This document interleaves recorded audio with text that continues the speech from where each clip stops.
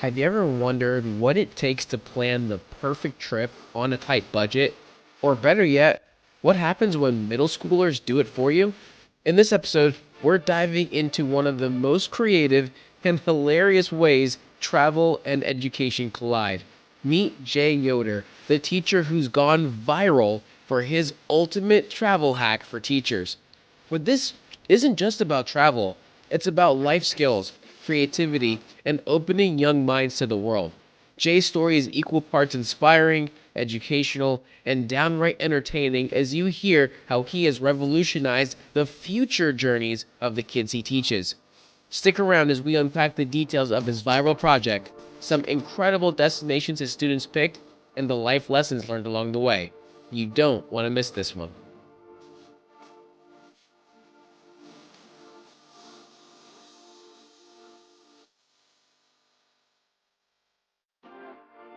Welcome, everybody, to the Revolutionizing Your Journey podcast. I am your host, DeAndre Koch. And today, this one's going to be different. This one's going to be unique. It's going to be special in a lot of different ways. We have a truly unique guest joining us today. This is someone who's found the way to blend travel, education, and a bit of humor into an unforgettable classroom experience. And it's also the person behind the viral post we made a couple months ago. And if you're not familiar, check out our Instagram page. It's pinned there. This post, when I say viral, I mean absolutely viral. As of this recording, it's sitting at over 5.5 million views, 350,000 likes. People have been sending it to each other 250,000 times, and it's got almost 2,000 comments on it alone. If you're unfamiliar with what it is, I'm telling you, you have to go check it out because this guy is a genius and he's pulled off what I think is the ultimate teacher hack for travel. So, Jay Yoder, the teacher by day and comedian by night, and he's taken a creative approach to teaching his students real world skills. How does he do it? He gives them a budget, a set travel date, and has them plan out this whole trip. And here's the catch, he actually takes the trip himself that his students planned out. And I absolutely love it. So, Jay, welcome to the show. Thank you. Could you say genius again? I just want to make sure my wife gets that part. Capture the genius part, the genius part. Welcome to the show. What an honor. Thank you so much for having, like to get to talk about the coolest things. I get to talk about travel. I get to talk about education and comedy. Like, sign me up. I'm happy to be a part. I love what you do. I love the whole concept of the podcast. So thanks for having me. Absolutely, Jay. I appreciate taking the time out to be here.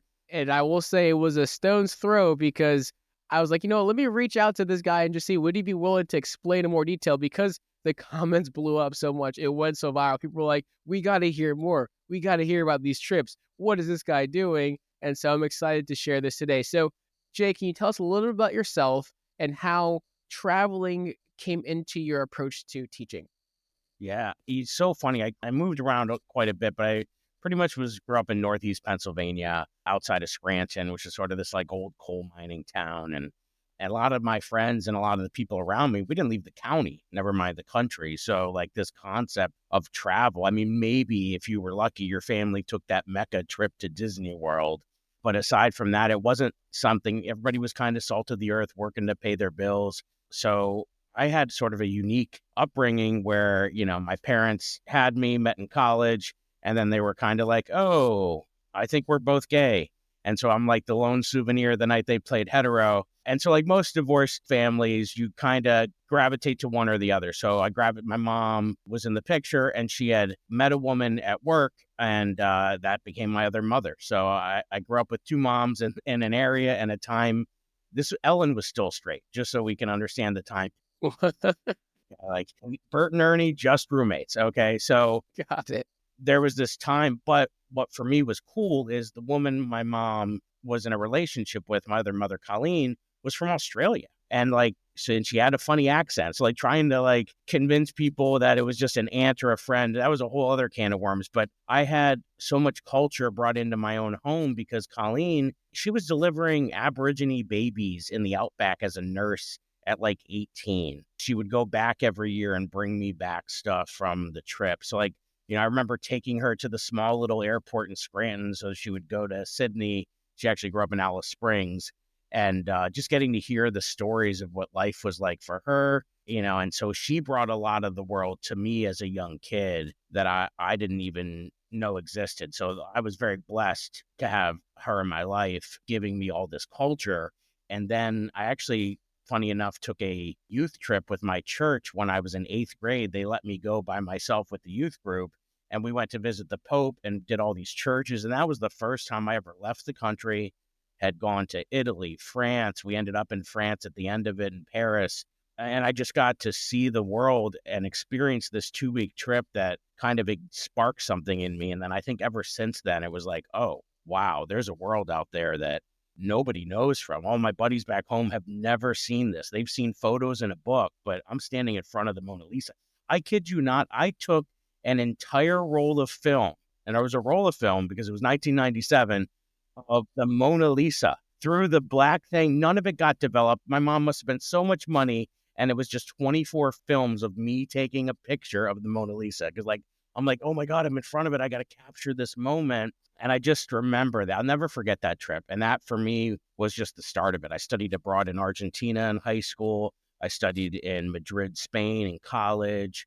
I got the bug after that. And then I'm like, I got to keep traveling. Then I become a teacher. And then I'm like, oh, how can I pay this forward? Somebody invited me to be a chaperone on a 2 week trip after school. And then since then, every 2 years, me and my wife have been running these trips to Greece, Italy, Costa Rica, Spain, just taking groups of kids. I once took 36 kids to Greece. Nobody should ever do that if they're not your kids. Oh my gosh. That sounds wild. I just got into this, and then it was like, boom, I got to travel. I got to see the world, and I got to help others do the same because, that was so powerful. I had to pay it forward. Got it. Got it. That's incredible. So teaching sounds like came first. I'm curious, when did the comedy kick in? Because comedy, obviously, at this stage is a pretty big part of who you are. We're gonna plug all the things later on, but you're part of the Teachers Off Duty podcast, right? There's a lot of moving pieces with you, comedy and teaching. So when did comedy come into play? I was very I mean, I was like 18 years into teaching and the pandemic. It was really the pandemic. I mean, I always loved comedy. I moved a lot as a kid, so I always cracked jokes. But my wife and I, our last date before the shutdown was at a comedy club, a local one. And so then the shutdown happened. We have two small kids. My mom was living with us, very stressed out. We're both teachers trying to figure it out. And we weren't laughing as much. So the club actually found a way to work outdoors. And so we had my mom living with us, so we had somebody in our bubble. So our date night was every Tuesday and was, hey, let's go down to Soul Joel's for the 3.5 hours and watch 40 guys get up for 4 minutes and tell us that they really just needed therapy. And so we just sat there and kind of in the sand, socially distanced with these heat lamps depending on the time of year, and watched. And after about like 3 or 4 months of watching these people go up, I looked at her, I'm like, I think I could do that. She kind of said, prove it. And then the rest was history. So I spent Christmas break saying I need to stop working because I was working so hard helping my whole school because I was really good with technology. So they had me helping the Flintstones meet the Jetsons through this whole thing. And I was solving MacGyver problems, doing all this stuff. And I was just working too much. I didn't set proper boundaries for myself because I just wanted to help. And it was eating me alive. And so this was the only thing that helped me go to recess. It helped me not check my email, to not do.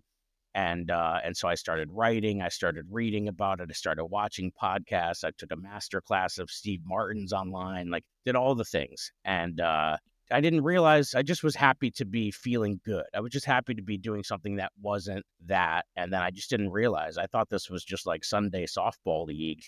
And it just started kind of spiraling. Opportunities kept coming, or teachers fell in my lap. And then I started doing the podcast for them. I'm still on tour with them now.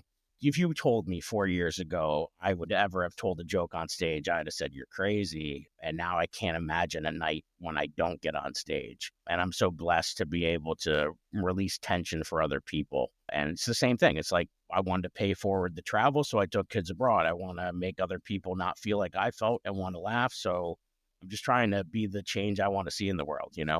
Yeah, for sure. And so what subject do you teach, Jay?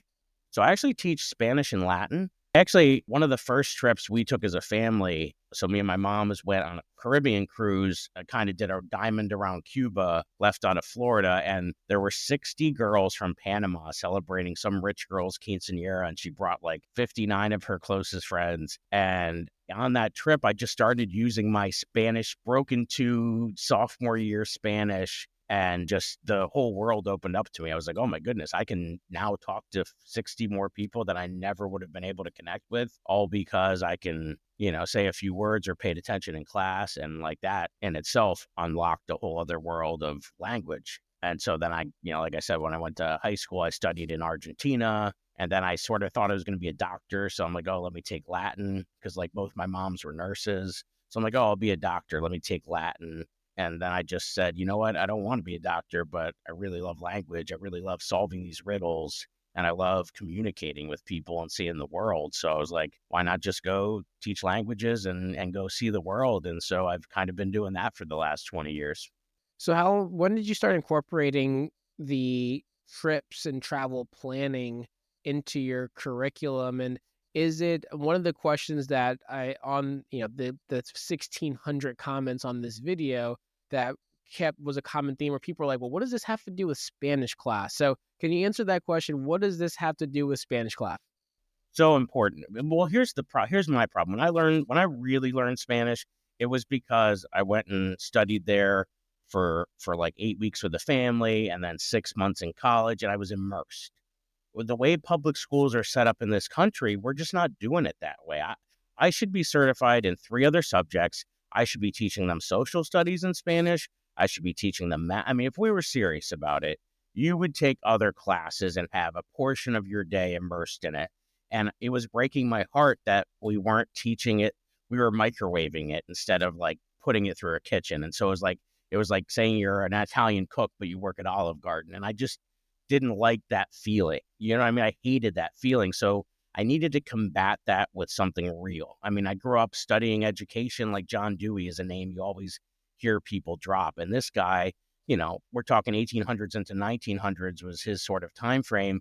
And he was talking about how teachers are just managers. We're just here to break down the walls of the classroom and show them the world and experiential learning and get them doing the things they'll be doing out there. And part of our standards, besides communicating within the language, is also culture and making connections and comparisons. And so culture was always something that sometimes got put on the back burner. When you look at curriculums and textbooks, they often just throw a little paragraph every couple pages that doesn't really dive into it. And I wanted something that was going to be real, that they could apply to their life, whether they spoke Spanish later on and not. And I just thought this was something we could do that was real. And it was something that they could appreciate what their parents would do for them when they plan a trip, or how real it could be, even if they came from a family like I did that didn't have a lot of money, that there were going to be opportunities. You could be frugal. And that's why I wanted to keep a lot of it open ended, because I wanted them to discover those little intricacies that we don't think about when we plan a trip. Like I oftentimes would say to the kid, yeah, but how are you getting to the airport? Oh, his mom, are you paying her gas money? Like, are you treating her like an Uber? Like, or are you driving, and how much is the economy lot at Philadelphia? $15. Okay, how many days are you going for? Times that by 50. So, I wanted them to think about all of the little things too, and oh, I'm going to rent a car versus public transportation when I get to my destination. Okay, great. So that means, is public transportation readily available? How much is a pass? Can you get a student discount? Or are you going to rent a car? Well, what about parking? How far are you traveling? Like, is there free parking when you go to the different restaurants? So I wanted them to really be like, oh, I thought I'd just go to the airport and pick a destination and hop on a plane. I wanted to wake them up, because a lot of these times it was 7th and 8th graders, so these are really, it's like far away for them, but I wanted them to sort of be able to appreciate that. So I teach 7 through 12. So it's kind of interesting to see the ways a 7th and 8th grader would do it versus the way like a high schooler would do it. So we're going to unpack some of these trips here in a little bit. But before we do that, what are some of the parameters for the person that's listening to this right now who didn't pause it to go watch the viral reel, right? What is it that you're exactly doing? And I think this is what captures so many people's attention is, well, the fact that A, it's that you plan it, there's some parameters, and the fact that you've been on some of these trips. But what's the structure typically look like in these trips? Do you just say, hey, where, pick a place? How do you decide these budgets, the date that they have to go? How do they figure all these things out? Yeah. So, well, the way our curriculum at the time was, it was like every unit was a different Spanish speaking country. And so, by the time you would go through so many units in the 4 years you'd have Spanish, you would hit all 21 major Spanish speaking countries. So I did a lot of it to just be ready to go whenever the time of year I had, like, usually it was in the spring because we have a lot of testing, we have a lot of interruptions. And so it's like a really nice project to have because you can pick it up and put it down as you need it. I can still drive the instruction when I have them together, but hey, green team's got a field trip today, red team's doing this. I have all of them mixed together. So I needed something that could like plug and play and just kind of be there in the time of year when it's really erratic. So it was really designed to be ready to be any country and hopefully to run a couple times a year potentially. So I really had it designed to be, well, whatever country and unit we were in, that was the one, but that was it. After that, the only thing I gave them parameter wise was when they could go, because I wanted it to be, well, you're in school, you can't miss school. So, we got to go June 15th. The earliest you can go is June 15th. You got to be back before August 26th, and just kind of say that's sort of, your parameters. Here's your budget. And sort of the pitch was, you're going to present to the class your trip. You want to have the coolest trip. At the end, we'll vote on it and we'll say, hey, who's got the trip that they're like, I want to go on that trip. That's how I want to spend my money. And so you got to see, depending if they were in groups of 4, maybe I have 30 kids in the class. At most, I'd have 5 groups. So you'd get to see 5 different pitches at the end of this. And they would have to take you through their days, like from like the very first day waking up and how they're getting to the airport to the last day. And aside from those travel days, the only parameters I really put in there was that every day they had to do something cultural and they had to eat somewhere cultural. After that, if you want to go eat at McDonald's for lunch every day and eat at the breakfast at the hotel, that's free, great. But then dinner, you better be going to somewhere. And that's when I got to introduce them to sites like, oh, let's look at TripAdvisor. Let's look at some of these sites where you can really see what other people have said, see the photos, see the menu, go to the website, and really introduce them to a lot of these tools. Kayak, let's look up all the flights and the plans, and I'd make them do it because then they have to screenshot the enterprise thing with all the rentals and the taxes and fees and the United Airlines. And, oh, was your bag included? Did you go that far? Did you actually see if you get a carry-on? Or because now we know that travel's different. It's not like that. It's you fly Frontier or Spirit. I don't even think you're allowed to wear clothes on those flights. It's like, so we got to have like all of these things thought about and all of that money. Then, hey, what if you get injured on there? You got to save some of your money in case you got to go to urgent care and you need to, I had a kid, I've had plenty of kids get sick on trips on some of these school trips. I've had all sorts of weird things happen on these school trips. And my best story, I had a kid, the time I took 36 kids, we get them all through. The flight got delayed. There was air traffic controller strikes in France. We got diverted in England, all 36 of us all day. The company that was meeting us didn't get the memo, even though I called them and did everything I was supposed to do. We get there, miss dinner, miss everything, get everybody through. 35 of us had our luggage. One kid didn't get his luggage through the whole rigmarole. That's a miracle. There's like 42 people with chaperones. This one kid, so we have to wait for him to report it. We finally get to the hotel. I give everybody their keys. I'm like, get out of my face. I need to decompress. And this kid shows back up in front of me, and I'm like, Chris, what's up? He's like, yeah, I can't find my wallet or my passport. So somehow in the reporting of it, he left his wallet and his So now this kid literally has a cinch bag with Oakley sunglasses in it, and that's all he has for a 14-day trip in 3 countries. And you could just see this look on his face. And thankfully, we did what we had to do. We called his parents, we did the embassy, we did all of this, and he ended up writing about it 3 years later on his essay to go into college about how much that experience shaped. So like when I saw stuff like that happening, I was like, okay, I have to bring that to every kid I teach without feeling like I have to take them to another country.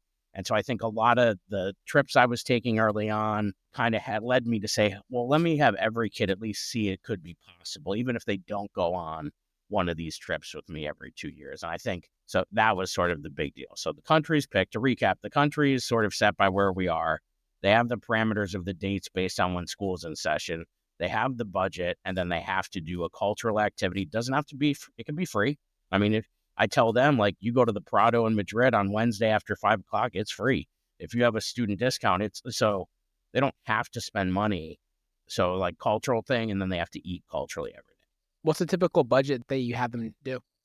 I choose. I think I had been pretty much. I'd rotated between. I think at first I'd given them too much money. I'd give them like 2,500. I think to start up front, and then I think I've cut it down to 2,000 after that because some of them were like trying to like I don't know. Some of them were trying to camp on the beach and then like have like a Lamborghini as their rental car. You know what I'm saying? Like it was getting like out of hand. But then, and then I started making incentives for how much money they came home with so that they could plan for their next trip. And so I started kind of building in some of those as I saw, because, kids are going to, Bart Simpson's going to be Bart Simpson. He's going to find the loophole, but you also have Lisa in that class. So, you find Lisa in that class, she's doing it right. You tether to her, and then you kind of make sure Bart still can be him. You got to let Bart be Bart. He's got to ride a skateboard as long as he stays within the parameters. I let him, get a Lamborghini, whatever, dude. I let them have that fun a little bit because in reality, we can. Like, you can do that. There are people renting those kind of things because people do that. So, I try to not come down on that. I try to really make it because really it's a group project. In middle school, that's a tough age. And to work together and you might not even know the kid as well. And even that week you might be friends and the next week you might not be friends. So sometimes it's managing all of those emotions. So it's kind of nice for them to have something fun rather than this be some like book report or like, so it steps out of the language for a little bit. But when they're navigating those sites, if they're older kids, I ask them to keep the site in Spanish. You can work some things in. When I'm speaking to them, I'm giving them back feedback in Spanish. So they're still getting all of the things within an immersive classroom as best you can. But, like I said, I might have 7th and 8th graders in Spanish 1. So we're not speaking more than 60, 70% of the time in the target language. I mean, our goal is to be 90 to 95% in the target language when possible. But, you find ways to give them that release valve a little bit. Hey everyone, I hope you're enjoying this week's episode. DeAndre here, and I just wanted to interrupt briefly to remind you of two things. First, be sure to sign up for our newsletter where we give you direct access to travel updates, news you'll want to jump on in the points and miles world, and our continuously updated card offers to maximize your travel rewards, often before they're ever mentioned in the show. Also, if you didn't already know, we have a private Facebook group where we share news as it breaks, ideas, and other things that don't make it into the newsletter or show many times. And that's the best place to get your points and miles questions answered directly by me and other travel enthusiasts. Both of these links will be in the show notes. Now, back to the show. So, Jay, that's super cool. I know that we got a lot of requests that said send the list. Have them send the list and unpack all these trips and details. And I know you've been doing this for many, many years. There's probably a lot of different trips, probably some that were great, some that were probably not as great. And I want to make sure we don't forget about the fact that you talked about some budget travel as well. So I want to talk through what are some of the creative things that the kids found that could be useful when it comes to traveling on a budget, because we have had other guests on the show that have talked through budget travel, have talked about being in the points and mile space. I know we were talking a little bit off air. Your wife is more in the points and mile space. You're getting into it yourself. You're getting more accustomed to it. Has been listening to this podcast as well. So let's just start. When it comes to these trips, what have been some of the destinations, the locations, some of the trips that the students have chosen? And of course, I got to know, which ones did you go on yourself? Yeah, so As a matter of fact, the one that was my favorite and the one that my wife and I have gone on a couple times, as a matter of fact, was Mexico, and specifically the Riviera Maya and down into Tulum, which is probably about a 45-minute ride south of the Cancun airport. Beautiful Mayan ruins there, a lot of culture to do. And then you also have a lot of like adventure stuff, the cenotes, diving into the pools and just, beautiful beaches, but a good amount of history surrounded with it because my wife's a big history buff. So we like to have a mix of pleasure and that. And so that's sort of why I set those parameters in there, because I know when I'm planning a trip, you could get caught up in the amenities of the room or like being in a resort and not leaving a resort. But the excursions and the getting out there, that stuff that my mom's instilled in me when we would go on those cruises. We did something called scuba diving where you had to get certified to scuba dive, but you could like have this like 80-foot cord and go down. So I tried to model it after just sort of the things that I know I want to force myself to do when I'm out and about, because it's so easy to get comfortable. And there's so many American restaurants. There's so many. And when I watch these kids go on these trips, so I want to kind of provide a space for them to do that. And then when it comes to like the budget stuff, like we talk a lot about stuff like when you're staying at a place. Are you going to stay at a hostel? Like, are you going to stay at somewhere that has breakfast included, has free parking? So really using TripAdvisor to kind of look into the amenities of a place and then remind yourself that you can split it with a number. If it's 4 of you going on this trip, you can split that room. So you're dividing, every person is getting that budget. So now there are certain things we can split, the rental car, the gas.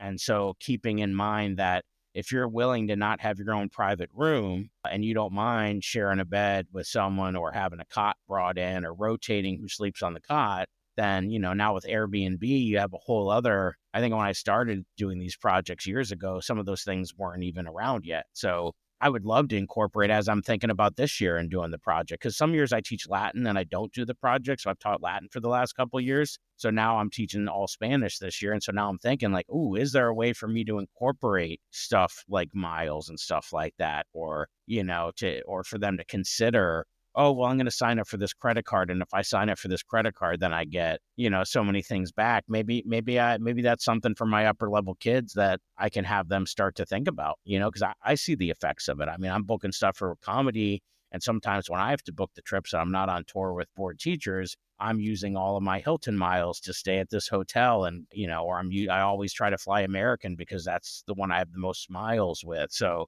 I'm trying to be cognizant of those things. So I want to bring that to the project now, because I always want to bring my own experience in to that. So, whether they stay at a hostel, whether they stay at a all inclusive, like those are some of the things. And then, we try to find third party sites that help you see it, or what day of the week you leave on. Historically, Tuesdays sometimes are really good dates to leave on sometimes. But the calendar now will show you, like, do the range, say you're flexible. And so we can talk about some of those things. If they don't have a day that they care to fly out on, do the research. Just don't pick a date and get accustomed to that. Or are you willing to do a layover? Are you willing to do a layover? Do you have to have it nonstop? Like, I think about these things now because I'm a parent and my oldest is autistic. So when we travel, I was nervous because my dad lives in Spain. So my dad, who I hadn't connected with for a while, we've been connected the last 10, 12 years or so. He's married in Spain. So we wanted to bring the girls out to see their grandfather. And so when I think about stuff with traveling with my daughter, then we have to kind of do extra stuff to plan for that. What's she going to be like on a long flight? We didn't know, letting the airlines know. Places, have a lot of great things like Disney, as you guys were talking about on your last episode. When we go to Disney, we make sure we fill out the disability pass for her, and she gets the DAS pass, which is a lifesaver. We wouldn't have been able to travel. So, having to take into considerations things like that can be important too. But I tell the kids, if you're willing to do a layover, you might get a cheaper flight. If you're willing to fly out of Newark, because we're outside of Philadelphia. Philly historically is really expensive. But if you're willing to go down to Baltimore, or you're willing to go to Newark or JFK, you could probably get a cheaper flight. But now you got to figure out how you're going to get there, who's going to drive you. So those are some of those conversations that I get to have with the kids, it's fun. It's kind of interesting to see the light bulbs go off in their head that it's not just magic, and mom and dad make it look so easy, but there is a lot of thoughtfulness that has to go into some of these minor decisions. So do you want to take it through one of them, essentially? So yeah, absolutely. Why don't you take us through one of the trips that you have planned as an example and see. I'm super excited to see this. And I think the listeners and those that are going to watch this are going to be interested to see as well. All right, great. So I'm going to share my screen here. So this was one project where they were traveling to Mexico. And so a lot of the first things they start doing is deciding sort of the flight and the rental car. Those are sort of like some of the first two decisions is, well, how am I getting there?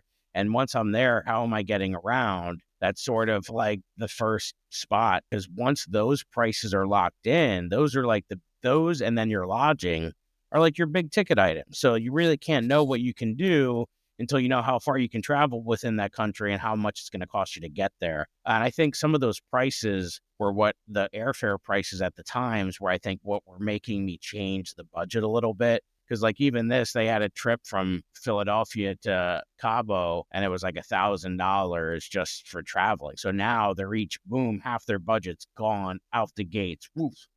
So, and then you're like, okay, well, we're going to rent a car, it's going to cost $334, but at least we can divide that price by 4. And so they're having some of those discussions. And then they're like, oh, okay, our hotel is $114 a night, but it's got free breakfast, it's got free parking, it's got free Wi-Fi. I make them show me that they selected the dates because sometimes they were just going in and picking whatever. Because I know when you go on Google, it shows you the lowest sometimes, but then when you actually set the dates in all of a sudden, and so they did a really good job of sort of showing that, okay, this is when they're going. It's 114 a night, and they have to keep kind of tallying that as they go through. And then, okay, now they're in Los Cabos. They're going to browse the market. They're going to go on a bottom cruise boat. They're going to do a guided walk of San Jose. And then they actually found a place that had free Mexican chocolate and tequila tasting. Nice. And so then they're like, well, the cost of that tour was $196, no additional tax or fees. And then I make them get some of those photos and kind of put those up so we can kind of see, what that was. So, and then, okay, now they had to do day one food. Okay, well, breakfast was included with the hotel. They said they were skipping lunch because they were going to have chocolate on the tour. But like in some of that, like when I took the kids on the trip to abroad, some of them would just have gelato for lunch because lunch and dinner were included. So they were like packed, which is what I do when I'm traveling. When I travel for the teacher tour, like right lunch, I try to like we're at a hotel with breakfast. And then if I have any dinner left over from the club the night before, I save it for lunch the next day. So we're talking about how to do some of those things to kind of make that last. And then they went to dinner. They went to a specific restaurant. They even linked it in so that we could kind of go to the site. That's the nice thing about them working in like Google site is they can incorporate all the links in there. And then they had to tell me what each of them ordered off the menu so they know that they actually went to the thing, priced out what it was, and then added that in with gratuity. And so it was just a lot of those kind of things. And the next day they found a church that they could go to. They had to give me a little bit of info on it. It was free to tour. That was their cultural event for that day. So it's a lot of some of those pieces, but it's cool for them to see some of the restaurants. And then for me to be like, oh, that looked like a good restaurant. Maybe I'll Google Maps that when I'm in the area and trying to teach them some of those pieces. I have another trip here where we went to New York. Some of them, we talk about the United States.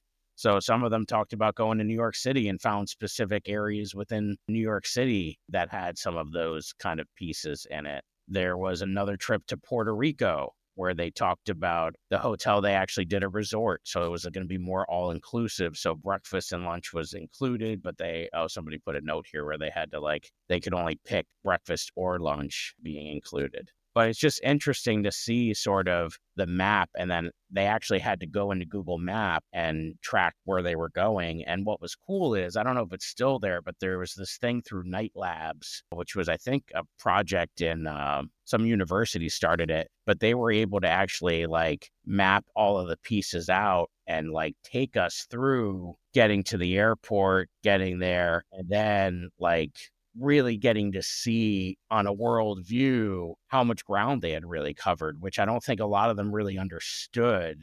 I think the world's so big and we don't really kind of get that sometimes about just how far we're traveling. So this was a cool thing that instead of just doing a PowerPoint, I had some of them some years use this night lab tool because it allowed them to kind of really show the class just how much ground they were covering when they were in the country and how much ground they were covering to get to the countries or the cities they were in. And so that part was kind of really interesting. And then some of them were really good about mapping out all their costs. Some you could see didn't quite know yet how to budget. And I think that's how we all are. Some of us are really good with spreadsheets, and it was cool to see which kids sort of knew how to kind of keep tabs and how to help the others rein it in. And so that group aspect of it, just they kind of became a family. And when I do these trips with the kids, that's what happens. You become a family. And so it was cool to create that environment within the walls of the classroom, while clearly we were getting them to break down the walls and try to think about where they could go and what kind of things they could be doing. And so things like TripAdvisor were so important for us to be able to get to so that they could actually see and hear from other people and read the reviews. Sometimes they would put the review up there to show us why they chose that one, because this person had a great time because of X, Y, and Z. And I really enjoyed seeing how much they got into it, because a lot of times with teaching and education, we give kids things to do and it's very transactional. But this was an opportunity for some of them to shine. Some of the kids who maybe were behavioral problems or whatever, I think sometimes those kids just don't get an opportunity to show where their intelligence lies. And this is the kind of project where people get to see sides of you they wouldn't have normally seen because it's not a typical worksheet. Right. So I think when you give space, there's some really cool things that kids will show you just how mature they really are and just how well some of them are at planning, at keeping everybody on task. And I think that was some of the other stuff of the project. I mean, the project's doing so much. It's doing so much. I mean, it's got the fiscal component. You got, the family component of keeping everybody together. You got the organizational side and crunching the numbers and doing all the research and keeping track of what sites you went to. And there's just so much embedded in it that it's just like, I'm impressed with myself sometimes when I'm like, wow, this is so cool. And it took a lot of years, like anything. It takes years to polish and find what's right and find how much information you have to give them. And sometimes you get block sites. I mean, sometimes depending on the school, you might have people comment and say, hey, I couldn't do this because my school blocked anything that has to do with purchasing. And so we found ways around that. Kids would use their own data on their cell phone, and they would do the research on their cell phone on their data to kind of make up for the fact that we couldn't get something, on the school one. But for the most part, we haven't run into a lot of those issues. And then now my wife and I get to say, hey, do we want to take kids on a trip like this? Or do we want to go? We took our family last Thanksgiving and we went to Cancun. Took both our daughters, who are 8 and 10, and, we were able to kind of look at some of these areas and some of these places that they had gone. I sort of knew what kind of pricing to expect on the airfare at that time of year because that's when the trips always run. So I kind of have inside info on where to go. And they're sort of doing this background knowledge of, hey, what airport was the best airport? What was the best air flight? So now I have a little bit of an idea in my head instead of wondering if this is the best price or if it'll be better, kind of help me stay sharp and be able to kind of do, because, on a budget with 2 teachers, I mean, we only have so much money. Luckily, with comedy and things of those, I'm able to provide opportunities for that. Actually, the board teachers tour, we're going to the Riviera Maya. We're doing a Saved by the Beach tour where teachers can come for 3 days, and we're going to do comedy shows and live podcasts. And so I think it's going to be cool for me to kind of get back down there again and kind of look at some of these places that the kids have taken me to on these projects. Awesome, Jay. Well, I think that's super cool. I mean, you obviously put a lot of thought into helping keeping them engaged, but also what you're doing. This was something that a lot of the comments said that I really loved, because there are a lot of people that were very supportive. Of course, with everything, like there was a sarcasm and everything else, but there are a lot of people that are supportive because you're showing them real life skills, right? You're showing them things that are actually applicable to their day-to-day world, and them being a little bit analytical and understanding how to plan a trip in its simplest form can transpose or can give them the trajectory to be able to maybe plan a trip that might be more complicated, even if you do start incorporating things like you said, using miles, getting a sign-up bonus on the credit card. Those are things that as adults hinder people from having even more luxurious or fancy trips or whatever it may be, because it's more complex to do it that way, right? But sometimes spending a little bit more time yourself can create an even better experience for yourself and for your family. And let's face it, we all can think through things in school that we probably rarely actually had much real world value. Now, I know the Pythagorean theorem actually has some real world value, but how many people actually remember when it takes place and use the Pythagorean theorem in everyday life, right? But being able to figure out, do a TripAdvisor, look up a hotel, look up a resort, look up an excursion, that's something that someone's or a child is going to know how to do. And it was interesting. There was a lot of comments that actually said, I'm a XYZ-year-old adult. I have no idea how to plan a trip myself, right? And so it's something that we can't take for granted. And I know it'd be easy to be like, oh man, that's super easy. That's a super easy task. But for not everyone, do they actually know the process of thinking through things?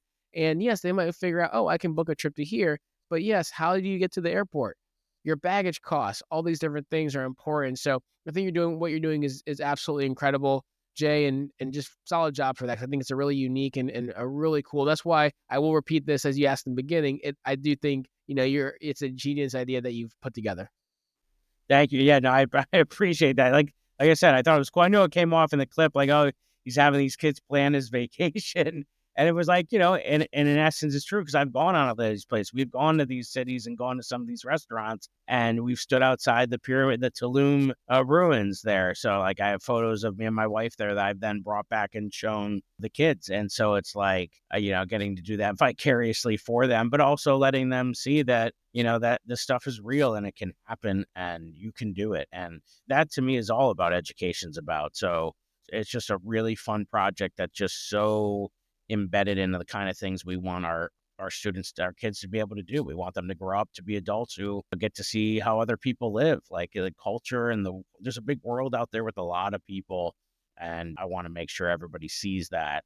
And because even where I teach now is very much kind of like this, area that's a suburb outside of Philly, but again, it's a lot of people, a lot of farms, a lot of, rural sort of environment where, you could see that maybe some of them wouldn't have thought that to be a possibility, so for me, it's a blast to just make that a possibility or even plant that seed.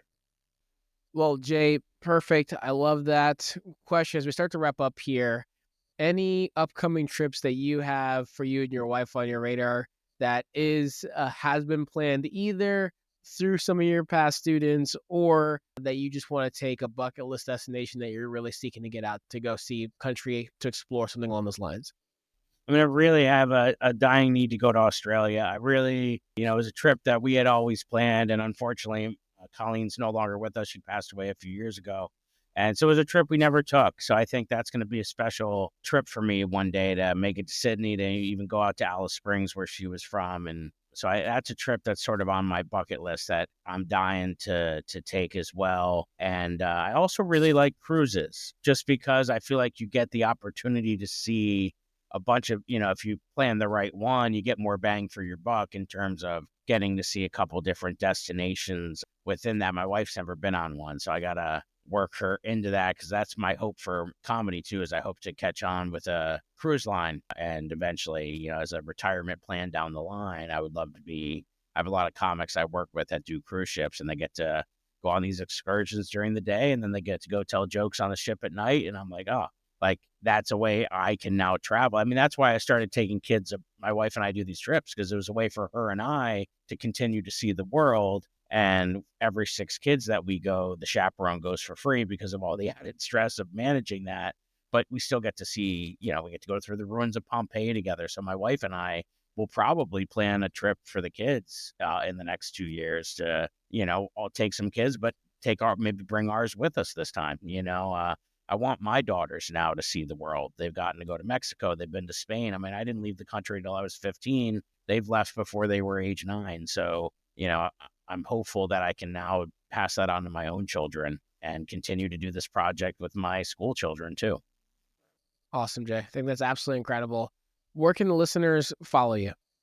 Yeah, oh, that'd be great. Jay Yoder Comedy. Instagram's probably my most prolific, but I'm on Jay Yoder Comedy on TikTok, Facebook, jyodercomedy.com. I travel all over. I'm based out of Pennsylvania, so I do a lot of shows in Pennsylvania, New York, and Delaware. So if you're in that area, I'd love to have you at a show. And I can't thank you enough, DeAndre, for having me on just to talk about all this cool stuff I get to do every day. No, absolutely. I'm glad that you've been able to come on the show. And I'm a huge fan of live comedy, absolutely huge fan. And right by where I live and by my office in the financial planning space is the Funny Bone, which is a well known place down here in Virginia Beach. So if you're ever here in the Virginia Beach area, Oh, I've played that Funny Bone in Virginia Beach a couple summers ago. It's a good place. very cool. Next time you're down here, you gotta feel free to reach out. We'd love to come see you at a show. We'll let you know. Awesome. Jay, before we wrap this one up, any final thoughts that you have for us, for the listeners at all before we wrap this one up? Yeah, I mean, I would encourage you if you're a parent out there and you have kids, like let them be part of this process. Let them see what goes into this. So it's not a Wizard of Oz scenario. So you're empowering your own children to think about the value of a dollar and the things that they want. So yeah, I'd encourage maybe let them pick a day that they get to plan and they get to do and give them some of the little parameters and start showing them how they can kind of have a say in that, giving ownership to your own kids. I mean that would be something that I would love to see parents do, and I'm gonna try to do that myself now too. So, yeah, just get kids involved, and you'd be surprised how mature they can be. That's awesome. Jay, thank you so much. The title of this podcast is Revolutionizing Your Journey, and it's all about travel and those that do travel differently. Now, a lot of times it is those that travel in luxury with points and miles, but also we've had individuals that they do the family travel, they do the budget travel. They've brought their 4-year-old twin daughters to Everest Base Camp. They do travel differently. And I think what you have done is you have created the opportunity for kids to revolutionize their own journeys and revolutionize their own travels by showing them how they can make it a life of travel, or even at least incorporating travel in their lives in a way that, like you said, may not have ever crossed their mind and have opened their eyes to the much larger world out there. So I think you're doing an incredible job. I think you have revolutionized your own journey when it comes to being able to take these finding out this nice travel hack of how you can go on these trips yourself, whether it's because they've planned it or because you're chaperoning 30 something kids. But you're not only revolutionizing yourself, your own journeys, but again, you are a revolutionizer for the kids. So thank you so much for being on the show today. And I'm getting them ready for you because if they've gone through mine, then they're going to be ready by the time they're adults to digest all of that points, and that'll be their graduate studies. We'll be getting ready for the points and miles. So, I'll keep doing my part, you keep doing your part, and we'll get people to go see the world. That sounds great, Jay. Huge thank you for you joining us today. For the listeners out there, as always, don't forget to subscribe to our podcast if you haven't already. Give us a rating, send us some feedback, tell your friends, and as always, we'll catch you on the next episode. Take care, everybody.